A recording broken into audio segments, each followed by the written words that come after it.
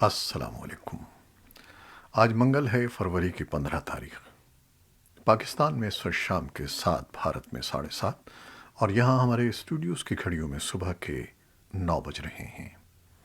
Voice of America Washington کی Urdu service سے میں ہوں خالد حمید، خبروں کے ایک بلیٹن کے ساتھ۔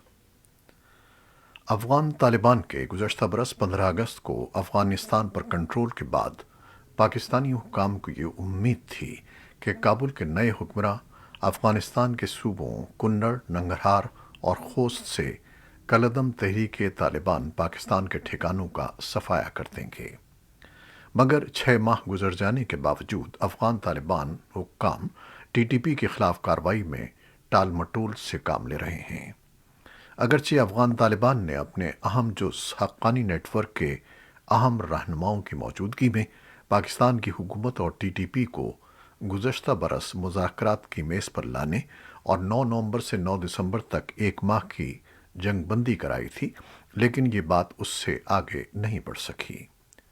ٹی ٹی پی نے گزشتہ برس 10 دسمبر کو مذاکرات کے خاتمے کا اعلان کرنے کے بعد دہشت گردی کی کارروائیاں دوبارہ شروع کر دی ہیں۔ سیکیورٹی ماہرین کہتے ہیں کہ افغانستان میں طالبان حکومت کے قیام کے بعد بھی پاکستان میں دہشت گردی کی کارروائیوں میں کوئی کمی واقع نہیں ہوئی ہے، اور پاکستان کے مخالف شدت پسند گروہ کمزور ہونے کے بجائے مزید مضبوط ہوئے ہیں۔ افغانستان کے عبوری نائب وزیر اعظم عبدالسلام حنفی نے کچھ عرصہ قبل کابل کا دورہ کرنے والے پاکستانی وفد کو یقین دہانی کرائی تھی کہ افغان سرزمین پاکستان سمیت تمام ہمسایوں کے خلاف استعمال نہیں ہوگی۔ کابل میں صدارتی محل سے جاری بیان کے مطابق عبدالسلام حنفی نے کہا کہ امارت اسلامی افغانستان کی پالیسی واضح ہے کہ ہم کسی کو بھی اپنے ہمسایوں اور دیگر ممالک کے خلاف اپنی سرزمین استعمال کرنے کی اجازت نہیں دیں گے۔ پاکستان کے وفاقی دارالحکومت اسلام آباد میں قائم بستی میں گزشتہ کئی دہائیوں سے مقیم افغان مہاجرین نے وائس آف امریکہ سے گفتگو کرتے ہوئے کہا ہے کہ افغانستان میں گزشتہ سال 15 اگست کو طالبان کی واپسی کے ساتھ ملک میں جنگ بند ہونے کے بعد لاکھوں افغان مہاجرین کی طرح انہیں بھی یہ امید نظر آئی تھی کہ اب وہ جلد اپنے وطن لوٹ سکیں گے، لیکن طالبان کے زیر کنٹرول افغانستان میں معاشی ابتری اور طالبان حکومت کو بین الاقوامی برادری کی طرف سے تسلیم نہ کیے جانے کے بعد ان کی جلد افغانستان واپسی کی امیدیں دم توڑ رہی ہیں۔ افغانستان کی طالبان حکومت کے قائم مقام وزیر دفاع نے افغانستان کے لیے 1,10,000 افراد پر مشتمل فوج بنانے کے منصوبے کا اعلان کیا ہے۔ مولا محمد یعقوب نے اپنے پہلے ٹیلی ویژن انٹرویو میں ریڈیو ٹیلی ویژن افغانستان کو بتایا کہ طالبان قیادت نے نئی فوج کی تشکیل کے منصوبے کی منظوری دے دی ہے۔ یعقوب نے کہا کہ نئی فوج کے لیے ناموں کی رجسٹریشن تقریباً 80,000 تک پہنچ گئی ہے، جبکہ 10,000 فوجی پہلے ہی تربیت مکمل کر چکے ہیں۔ انسانی حقوق کی تنظیموں نے طالبان پر سابق افغان فوجی اور پولیس اہلکاروں کو اذیت دینے اور نشانہ بنانے کا الزام لگایا ہے، جبکہ یعقوب نے ان الزامات کو مسترد کیا۔ امریکہ اور اس کے نیٹو اتحادیوں نے گزشتہ 2 دہائیوں کے دوران افغان نیشنل سیکیورٹی فورسز کی تربیت اور ساز و سامان پر $80 بلین سے زیادہ خرچ کیے تھے، لیکن گزشتہ سال امریکی افواج کے افغانستان سے انخلا کے بعد فوج اور پولیس منتشر ہو گئی۔ افغانستان کی تعمیر نو کے لیے امریکی خصوصی انسپیکٹر جنرل جان ساپکو سے توقع ہے کہ وہ اگلے ماہ کانگریس کو رپورٹ کریں گے کہ اس ساز و سامان کا کیا ہوا۔ ساپکو نے وائس آف امریکہ کی افغان سروس کو گزشتہ ہفتے بتایا کہ وہ ان رپورٹوں کا جائزہ لے رہے ہیں کہ طالبان اہلکار بین الاقوامی مارکیٹ میں اسلحہ فروخت کر رہے ہیں۔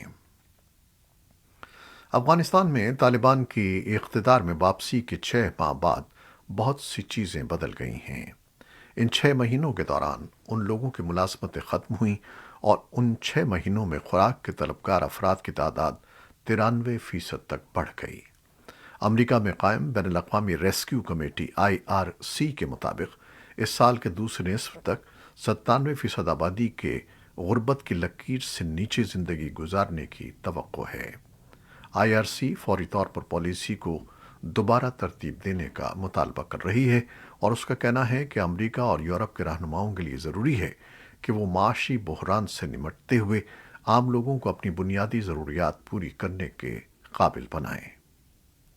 افغانستان کے سخت گیر اسلامی حکمرانوں کا کہنا ہے کہ اگر صدر جو بائیڈن کی انتظامیہ امریکہ میں منجمد کیے گئے $7 بلین کے مکمل اثاثے واپس کرنے سے انکار کر دیتی ہے تو وہ امریکہ کے حوالے سے اپنی پالیسی پر دوبارہ غور کا ارادہ رکھتے ہیں۔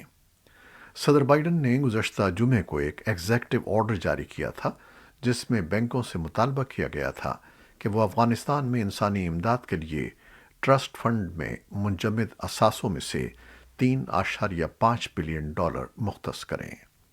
بقیہ $3.5 بلین امریکہ میں دہشت گردی کے شکار امریکی متاثرین، خاص طور پر 11 ستمبر 2001 کے حملوں کے مقدموں کی ادائیگی کے لیے امریکہ میں رہیں گے۔ طالبان کے ترجمان نے پیر کو ایک بیان جاری کرتے ہوئے کہا کہ 11 ستمبر کے حملوں کا افغانستان سے کوئی تعلق نہیں تھا۔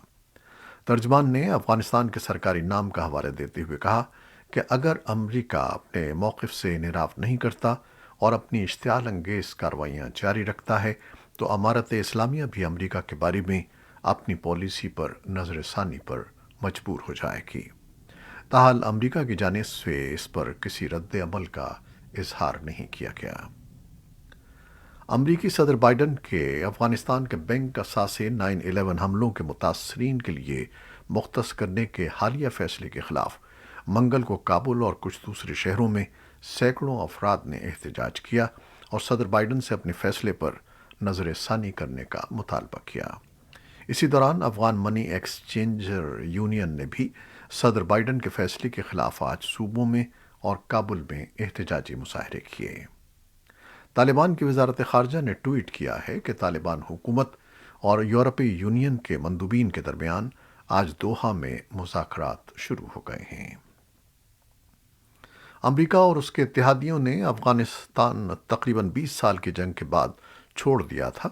کابل میں انخلا سے پہلے آخری ہفتوں کی افراتفری میں 1,30,000 سے زیادہ افغان افراد کو نکالنے میں مدد دی گئی۔ ان میں سے بیشتر افراد کو امریکہ میں بہتر زندگی کی امید تھی۔ امریکہ داخلے کے خواہاں افغان افراد کے لیے 2 بنیادی راستے فراہم کرتا ہے۔ ان میں سے ایک فوجی ترجمانوں اور امریکی حکومت کی مالی امداد سے چلنے والے کانٹریکٹس پر کام کرنے والے لوگوں کے لیے 1 دہائی پرانا خصوصی امیگرنٹ ویزا پروگرام ہے۔ دوسرا پناہ گزینوں کے داخلے کا پروگرام ہے جسے محکمہ خارجہ نے دوسری ایجنسیوں کے ساتھ مل کر چلایا ہے۔ تیسرا راستہ انسانی بنیاد پر پیرول کی خصوصی اجازت ہے جو ہنگامی حالات میں امریکہ میں داخل ہونے کی امید رکھنے والوں کے لیے ہے۔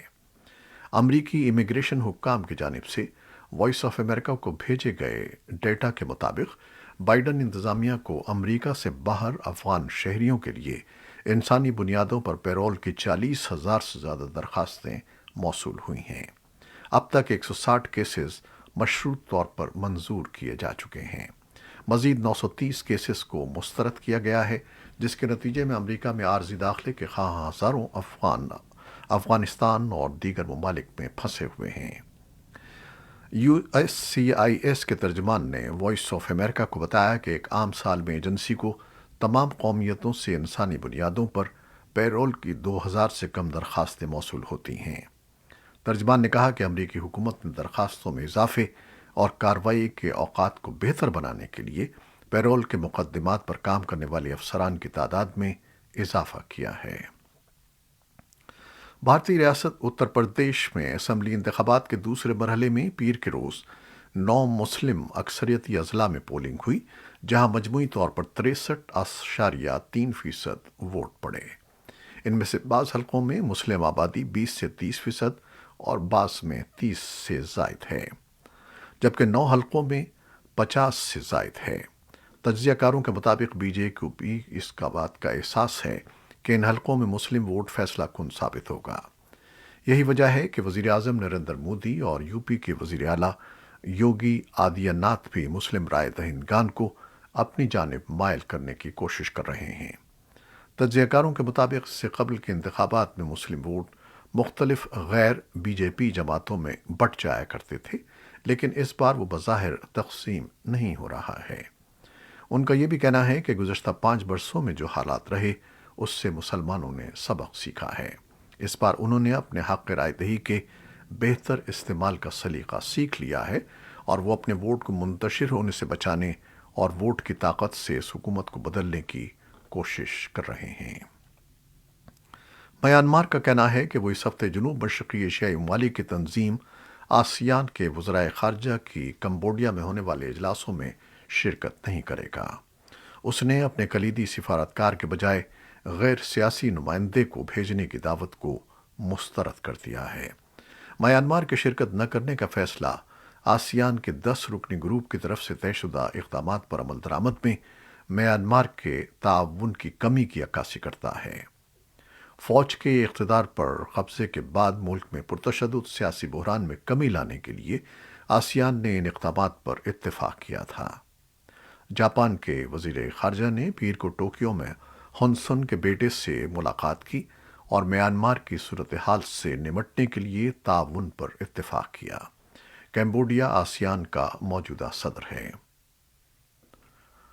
اور اب یوکرین کی صورتحال۔ روس نے منگل کو کہا کہ یوکرین کے قریب تعینات اس کی کچھ افواج فوجی مشقیں مکمل کرنے کے بعد اپنے اڈوں پر واپس جائیں گی۔ وزارت دفاع کے ترجمان ایگور کوناشینکوف نے ایک بیان میں کہا کہ ملک بھر میں بڑے پیمانے پر مشقیں جاری رہیں گی، لیکن جنوبی اور مغربی فوجی اضلاع کے کچھ یونٹوں نے اپنی مشقیں مکمل کر کے اڈوں پر واپس جانا شروع کر دیا ہے۔ فوجیوں کی نقل و حرکت کی فوری طور پر تصدیق نہیں ہو سکی ہے۔ یہ اعلان یوکرین پر روسی حملے کو روکنے کے لیے سفارتی کوششوں کے ایک سلسلے کے دوران سامنے آیا۔ جرمن چانسلر اولاف شولز آج ماسکو کا دورہ کر رہے ہیں تاکہ روس اور یوکرین کے بحران پر روسی صدر ولادیمیر پوٹن کے ساتھ بات چیت کی جا سکے۔ جرمنی نے بات چیت کے ذریعے پرامن حل پر زور دیا ہے اور خبردار کیا ہے کہ صورتحال کسی بھی لمحے شدید ہو سکتی ہے۔ جرمن وزیر خارجہ اینالینا باربوک نے ایک بیان میں کہا کہ یہ روس پر منحصر ہے کہ وہ یوکرین کی سرحد کے ساتھ والے علاقوں سے اپنی فوجوں کو واپس بلا لے۔ پینٹاگون کے پریس سیکریٹری جان کربی نے پیر کو صحافیوں کو بتایا کہ گزشتہ 24 سے 48 گھنٹوں کے دوران بھی مسٹر پوٹن نے یوکرین اور بیلاروس کے ساتھ سرحد پر فوجی صلاحیت میں اضافہ کیا ہے۔ ایسے اقدامات سے آپ توقع کریں گے کہ کسی بڑی فوجی کارروائی کا منصوبہ بنایا جا رہا ہے۔ روس نے یوکرین پر حملہ کرنے کے منصوبے کی تردید کی ہے، جبکہ مغرب سے سلامتی کی ضمانتیں مانگی ہیں، جیسا کہ شمالی بحیرہ اوقیانوس کے معاہدے کی تنظیم نیٹو یوکرین کو شامل نہیں کرے گی۔ پینٹاگون نے پیر کو کہا کہ وزیر دفاع لائیڈ آسٹن اور نیٹو کے سیکرٹری جنرل یانس اسٹالٹنبرگ نے فون پر مضبوط ڈیٹرنس اور دفاع کو برقرار رکھنے کی اہمیت پر تبادلہ خیال کیا اور اس بات پر زور دیا کہ روس کے اقدامات بالآخر اپنے مطلوبہ اثرات کے برعکس نتیجہ حاصل کریں گے، جو ایک مضبوط اور زیادہ متحد نیٹو اتحاد کی صورت میں مشرقی کنارے پر جارحیت کو روکنے اور دفاع کرنے کے لیے تیار ہے۔ آسٹن اس ہفتے برسلز میں نیٹو کے وزرائے دفاع کے اجلاس میں شرکت کرنے والے ہیں اور یوکرین کے پڑوسی ممالک پولینڈ اور لتھوانیا کا دورہ کریں گے۔ امریکی وزیر خارجہ اینٹونی بلنکن نے پیر کے روز یوکرین کے لیے $1 بلین تک قرض کی گارنٹی کا اعلان کیا تاکہ روس کے غیر مستحکم رویے کے مقابلے میں یوکرین کی اپنے لوگوں کے لیے اقتصادی استحکام، ترقی اور خوشحالی کو یقینی بنانے کی صلاحیت کو تقویت دی جا سکے۔ جرمن چانسلر اولاف شولز نے یوکرین کے صدر ولادیمیر زیلنسکی سے کیف میں ملاقات کے بعد پیر کو کہا کہ مغربی ممالک روس کے ساتھ یورپی سلامتی کے معاملات پر سنجیدہ بات چیت کے لیے تیار ہیں۔ ادھر یوکرین کے صدر زیلنسکی نے پیر کو قوم سے ایک ویڈیو خطاب میں کہا کہ انہوں نے سنا ہے کہ روسی فوجی کارروائی بدھ کو شروع ہو سکتی ہے، اور کہا کہ وہ اس دن کو قومی اتحاد کے طور پر منانے کا اعلان کر رہے ہیں۔ انہوں نے یہ نہیں بتایا کہ انہیں یہ معلومات کیسے ملی۔ وائٹ ہاؤس نے کہا کہ امریکی صدر جو بائیڈن نے پیر کو برطانوی وزیر اعظم بورس جانسن سے نیٹو کی روس کے قریب ترین مشرقی حصے میں دفاعی پوزیشن کو بہتر بنانے کی کوششوں کے بارے میں بات کی ہے۔ اقوام متحدہ کے سیکرٹری جنرل انٹونیو گوتریس نے پیر کے روز روس، یوکرین اور مغرب پر زور دیا کہ وہ کشیدگی کو کم کریں۔ ان کا کہنا ہے کہ سفارتکاری کا کوئی متبادل نہیں ہے۔ مغرب کے مطابق یوکرین پر ممکنہ روسی حملہ بدھ کے روز تک ہو سکتا ہے۔ گوتریس نے اقوام متحدہ کے ہیڈ کوارٹر میں کہا کہ ہم اس طرح کے تباہ کن تصادم کے امکان تک کو بھی قبول نہیں کر سکتے۔ انہوں نے بحران کا حل تلاش کرنے میں مدد کے لیے فریقین کے ساتھ منسلک رہنے کا عہد کیا۔ گٹریس نے اقوام متحدہ کی سلامتی کونسل کے 15 ارکان کے ساتھ منعقدہ ماہانہ ظہرانے سے واپسی کے بعد صحافیوں سے بات کی۔ کونسل کی ماہانہ صدارت میں اس ماہ روس کی باری ہے اور اس نے اپنے اقوام متحدہ کے مشن میں ظہرانے کی میزبانی کی۔ U S centre for disease control and prevention نے کووڈ کے وسیع پیمانے پر پھیلاؤ کے پیش نظر جنوبی کوریا، آذربائیجان اور بیلاروس سمیت 6 ممالک اور خطوں کا سفر نہ کرنے کا مشورہ دیا ہے۔ سی ڈی سی نے کوموروس، فرینچ پولینیشیا اور سینٹ پیئر اور میکلون کو اپنے بہت بلند خطرے کی فہرست میں شامل کیا ہے۔ امریکی محکمہ خارجہ نے پیر کو جنوبی کوریا، انڈونیشیا اور آذربائیجان کے لیے اپنی ٹریول ایڈوائزری کی درجہ بندی کو لیول 4 تک بڑھا دیا ہے، جس کے تحت سفر نہ کرنے کی ہدایت کی گئی ہے۔ یہ تھیں وہ خبریں جو فیس بک لائیو پر ہم نے آپ کے لیے پیش کی۔ ہماری ویب سائٹ، یوٹیوب اور پوڈ کاسٹ پر یہ بلیٹن پوسٹ کر دیا جاتا ہے۔